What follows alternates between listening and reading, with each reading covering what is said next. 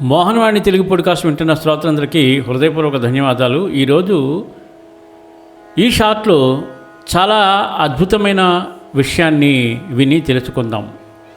అహం, దీన్నే మన ఇంగ్లీష్లో ఈగో అంటాం. దీని మీద ఇంట్రెస్టింగ్గా ఒక చిన్న కథ ఉంది, అది కూడా మనం చెప్పుకుందాము. గర్వం వదిలిన రాజు శీర్షిక. ఒక రాజు ఒకసారి తన శక్తి, ధనం, సైన్యం గురించి చాలా అహంకారం కలిగి ఉండేవాడు. అతను అందరికీ నాకన్నా శక్తివంతుడు ఎవరూ లేరు, నా రాజ్యంలో నా మాటే చట్టం అని గర్వంగా చెప్పుకునేవాడు. ఒకరోజు రాజు వేటకు వెళ్ళాడు. అప్పుడు అడవిలో ఒక వృద్ధ ఋషిని కలిశాడు. ఆ ఋషి రాజును చూసి అన్నాడు, రాజా, నీ శరీరము, నీ సంపద శాశ్వతమని అనుకుంటున్నావా? ఒక్క ఊపిరిపోయినా నీ శక్తి, నీ గర్వం అన్నీ భస్మమవుతాయి. రాజు మొదట నవ్వుకున్నాడు, కానీ ఆకస్మికంగా ఒక సింహం అతని మీదకి దూకింది. రాజు భయపడి సహాయం కోసం ఆ ఋషిని చూశాడు.